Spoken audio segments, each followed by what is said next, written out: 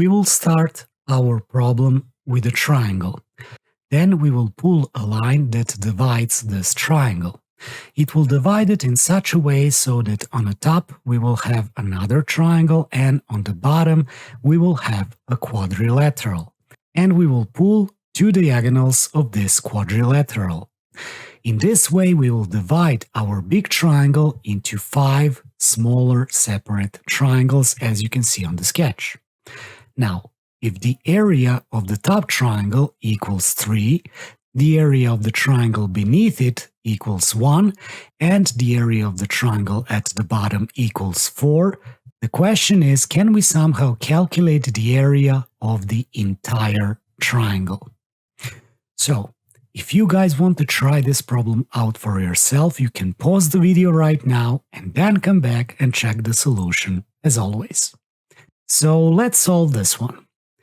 I'm not going to label the vertices of this triangle because I think that we can get away without it.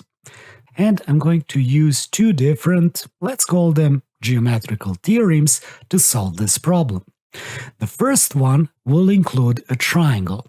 And let's say that if we divide this triangle into 2 separate smaller triangles, and we can label the area of the triangle on the left as A1 and the area of the triangle on the right as A2. And let's say that the base of the triangle on the left is A and the height of this triangle is H. We can calculate the area of the triangle A1 as the half of the product of the base A and the height H. Now we can rewrite this a little bit as A1 over A, which equals H over 2. Now, let's take a look at the triangle on the right, and let's label the base of this triangle as B. Now we can use the same formula, but this time it will be B times H over 2, and you can notice that both of those triangles share the same height, or the same altitude, if you will. So let's rewrite the second formula in the same manner as the first one and get the following. Now, you can notice that both of those formulas are equal H over 2, so we can say that both of them are equal to each other. And we can rewrite this a little bit to get that A1 over A2 equals A over B. And this is our first super important formula, which we are going to use on our sketch.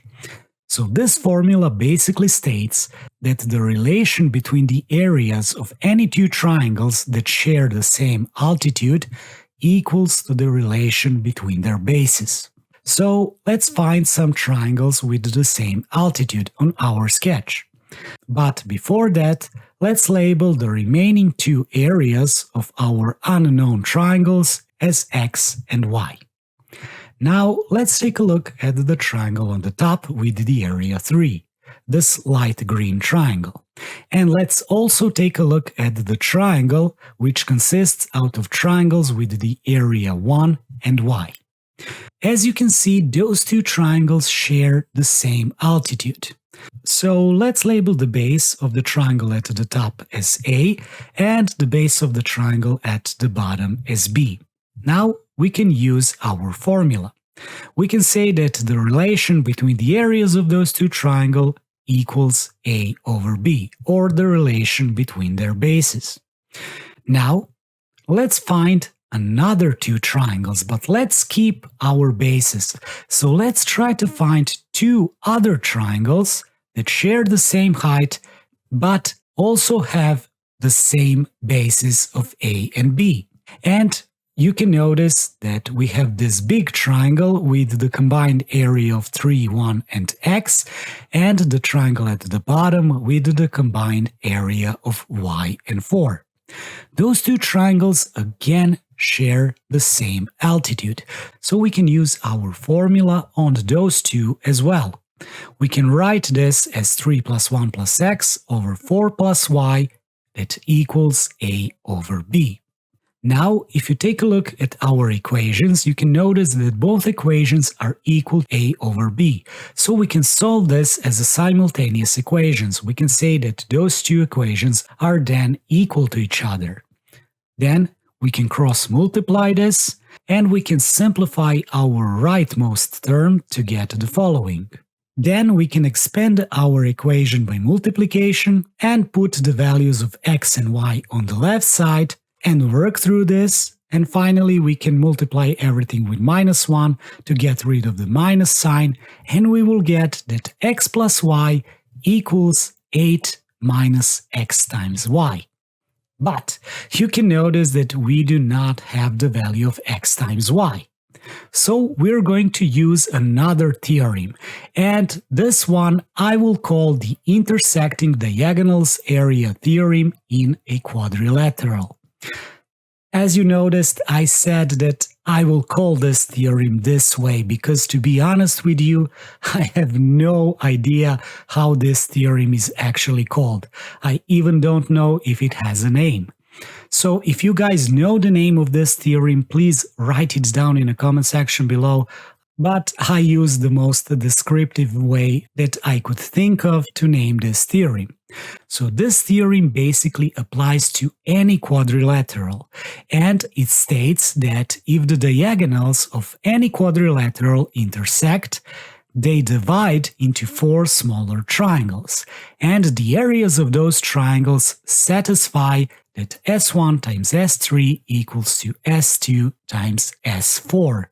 So basically, the product of the opposite areas is always constant, and we can use this in our case.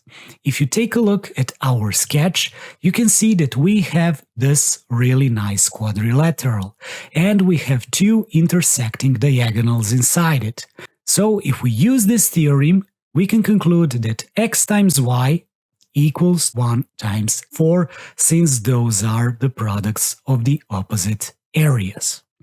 Now, from here we can conclude that x times y equals 4, and we can substitute this value into our first equation. In this way, we will get the following, and x plus y will be equal 4. Now, this is great because remember, we're looking for the area of the entire red triangle, and this area equals to the sum of all individual areas of the small triangles inside. And we can substitute the value of x plus y with the value of 4 and get the following, and from here we can conclude that the area of our entire red triangle equals 12 squared units, and this is our solution. Well, I really hope you guys enjoyed this problem. If you did, do not hesitate to leave a like or subscribe to the channel for more content like this. And of course, if you found another way to solve this problem, please write it down in the comment section as you always do. And until next time, see you guys and take care.